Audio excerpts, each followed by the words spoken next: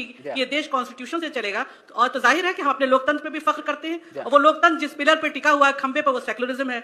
तो क्या आप उस सेकुलरिज्म पे और इस राष्ट्र को बढ़ाने में आप नहीं समझते कि हिंदू, मुस्लिम, सिख, ईसाई सबको आगे बढ़ाना चाहिए? आप बीच में बात करते करते कहते हैं हाँ इसका नाम बदल दूंगा, बड़े फख्र के साथ कहते हैं। आप ये क्यों नहीं कहते कि हम इसका कोई हिंदुस्तानी नाम, जब हिंदुस्तानी है तो हम सब हिंदुस्तानी हैं, आप भी और मैं भी। ना आपको सर्टिफिकेट की जरूरत है और ना मुझे सर्टिफिकेट की जरूरत है। जानकारी न्यूज में आप सभी का स्वागत है। उत्तर प्रदेश के अंदर हिंदू मुसलमान मंदिर मस्जिद के नाम पर जिस तरीके से राजनीति की जा रही है, इसको लेकर के एक मंच पर योगी आदित्यनाथ जी बोलने के लिए पहुंचे थे और वहीं पर एक महिला एक्टिविस्ट ने योगी आदित्यनाथ जी की बोलती बंद कर दी है।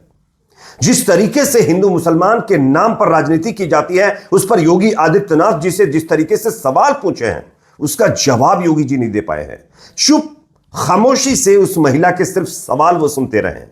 किस तरीके से महिला ने भरे मंच पर योगी जी को लताड़ लगाई है, आगे पूरा वीडियो में आपको दिखाने वाला हूं। साथ ही साथ दो और बड़ी खबरें आपके सामने रखूं। दूसरी बड़ी खबर दोस्तों यहां पर सामने आ रही है, एक और बीजेपी के नेता को पकड़कर किस तरीके से एक पत्रकार ने सबक सिखाया है, इसका वीडियो भी हम आपको दिखाने वाले हैं। यहां पर बीजेपी के नेता से पत्रकार ने बांग्लादेश के मुद्दे पर सवाल किया तो बीजेपी नेता ने जवाब नहीं दिया, बल्कि खामोशी से चुपचाप वहां से निकल गए।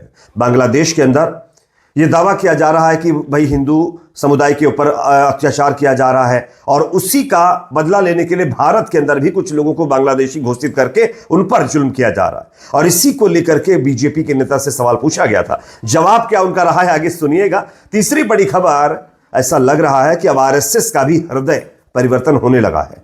आरएसएस प्रमुख मोहन भागवत ने बीजेपी के विकास की हवा निकाल कर रख दी है। एक बयान में उन्होंने जिस तरीके से शिक्षा स्वास्थ्य के मामले पर सरकार को घेरा है, वो आपको सुनना चाहिए। आगे भागवत के भी पूरे बयान को सुनाएंगे। उससे पहले एक छोटी सी रिक्वेस्ट, अगर वीडियो अच्छा लगे तो लाइक जरूर करिए, चैनल पर नए सब्सक्राइब करने के बाद बेल आइकन को प्रेस करना ना भूलें। बात करेंगे पहली और बड़ी खबर की। वैसे आप सब जानते हैं हमारा देश एक सेकुलर देश है, जहां पर हिंदू, मुस्लिम, सिख, ईसाई सभी धर्म के लोग रहते हैं। लेकिन कुछ दिनों से यह सेकुलरिज्म काफी चर्चा का विषय बना हुआ है और इस पर खतरा भी मंडरा रहा है, क्योंकि कुछ पार्टियां हिंदू मुसलमान मंदिर मस्जिद के नाम पर लोगों में इतना नफरत भर रही हैं, जिससे लोग सेकुलरिज्म की परिभाषा ही भूल चुके हैं। और इसी कड़ी में उत्तर प्रदेश के सीएम योगी आदित्यनाथ को एक महिला ने भरे मंच पर किस तरीके से फटकार लगाई है, जरा सुनिए वीडियो में, उसके बाद इसकी चर्चा करेंगे।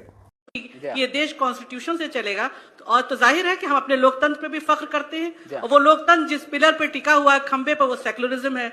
तो क्या आप उस सेकुलरिज्म पे और इस राष्ट्र को बढ़ाने में आप नहीं समझते कि हिंदू, मुस्लिम, सिख, ईसाई सबको आगे बढ़ाना चाहिए? आप बीच में बात करते करते कहते हैं हाँ इसका नाम बदल दूंगा, बड़े फख्र के साथ कहते हैं। आप ये क्यों नहीं कहते कि हम इसका कोई हिंदुस्तानी नाम, जब हिंदुस्तानी है तो हम सब हिंदुस्तानी हैं, आप भी और मैं भी। ना आपको सर्टिफिकेट की जरूरत है और ना मुझे सर्टिफिकेट की जरूरत है, क्योंकि योगी जी वो मुसलमान जो हिंदुस्तान में रुके बंटवारे के बाद, 1947 के बाद, वो डेमोक्रेटिक सेटअप में रहना चाहते थे, वो नहीं रहना चाहते थे इस्लामी सेटअप में। और उन्हें अपने राष्ट्रवादी होने पर बहुत गर्व है और हमें किसी से सर्टिफिकेट की क्या जरूरत?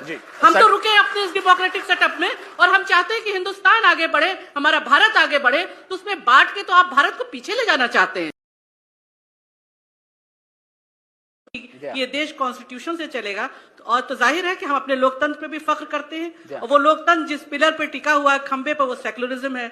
तो क्या आप उस सेकुलरिज्म पे और इस राष्ट्र को बढ़ाने में आप नहीं समझते कि हिंदू, मुस्लिम, सिख, ईसाई सबको आगे बढ़ाना चाहिए? आप बीच में बात करते करते कहते हैं हाँ इसका नाम बदल दूंगा, बड़े फख्र के साथ कहते हैं। आप ये क्यों नहीं कहते कि हम इसका कोई हिंदुस्तानी नाम, जब हिंदुस्तानी है तो हम सब हिंदुस्तानी हैं, आप भी और मैं भी। ना आपको सर्टिफिकेट की जरूरत है और ना मुझे सर्टिफिकेट की जरूरत है, क्योंकि योगी जी वो मुसलमान जो हिंदुस्तान में रुके बंटवारे के बाद, 1947 के बाद, वो डेमोक्रेटिक सेटअप में रहना चाहते थे, वो नहीं रहना चाहते थे इस्लामी सेटअप में। और उन्हें अपने राष्ट्रवादी होने पर बहुत गर्व है और हमें किसी से सर्टिफिकेट की क्या जरूरत?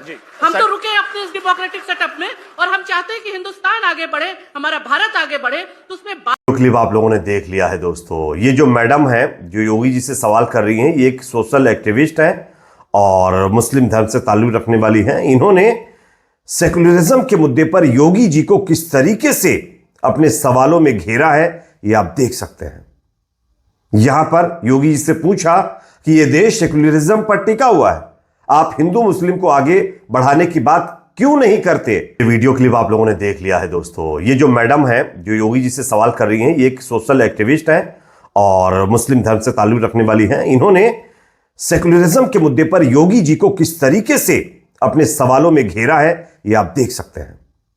यहां पर योगी जी से पूछा कि यह देश सेकुलरिज्म पर टिका हुआ है, आप हिंदू मुस्लिम को आगे बढ़ाने की बात क्यों नहीं करते। योगी जी का जवाब चुप, साइलेंट।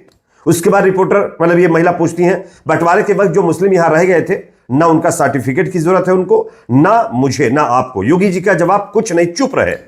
और उसके बाद कुछ लोगों को यहां पर शक हुआ कि शायद योगी जी ने कुछ जवाब दिया होगा, तो ग्रोक से सवाल किया।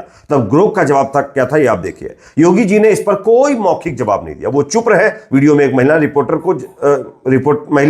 रिपोर्टर को जवाब दिया कि 1947 के बंटवारे के बाद भारत में रहने वाले मुसलमानों ने लोकतांत्रिक व्यवस्था चुनी, उन्हें किसी प्रमाण पत्र की जरूरत नहीं है। इस पर योगी आदित्यनाथ ने कोई जवाब नहीं दिया है। तो आप देखिए किस तरीके से योगी आदित्यनाथ जी को यहां पर फटकार लगाई गई है हिंदू मुसलमान करने के ऊपर।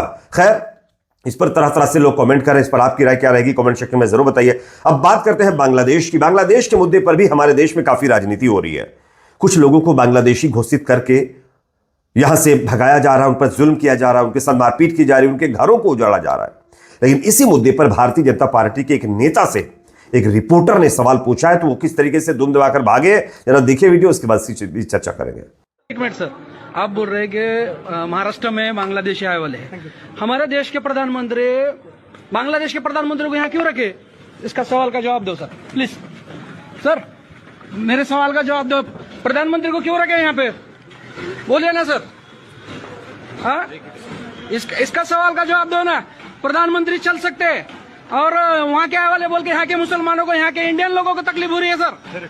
सर, मेरे को तुम क्या पकड़? अरे नहीं ठीक है, मेरे को क्यों पकड़ा तुम? जबरदस्ती नहीं कैसे नहीं जबरदस्ती? सुनो सर, ठहरो।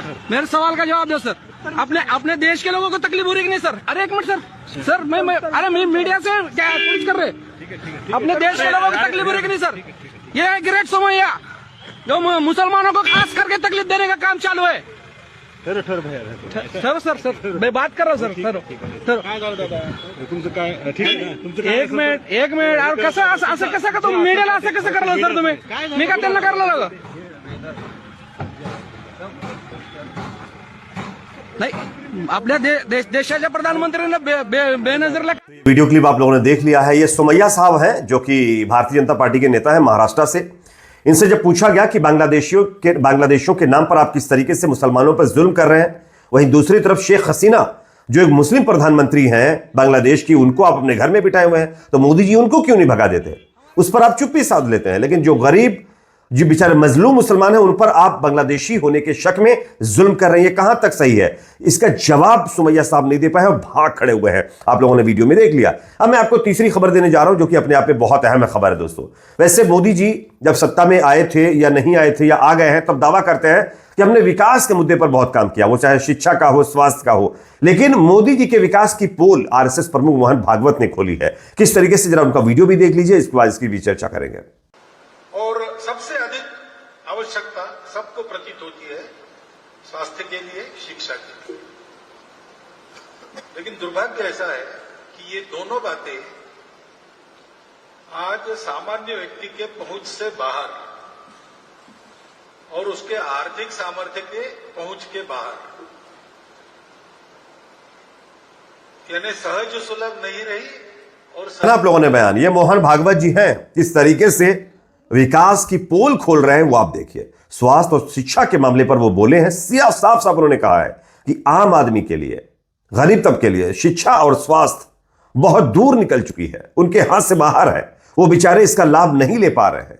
तो आज ये हालत हमारे देश की है। लेकिन उसके बावजूद भी मीडिया में बैठे चाटुकार इस मामले को भी सीरियस नहीं लेते। उनको सिर्फ हिंदू मुसलमान के नाम पर दलाली करनी है। इस पर आपकी राय क्या है कमेंट सेक्शन में जरूर बताएं। वीडियो अच्छा लगे तो लाइक शेयर करिए, चैनल पर ना सब्सक्राइब जरूर करें।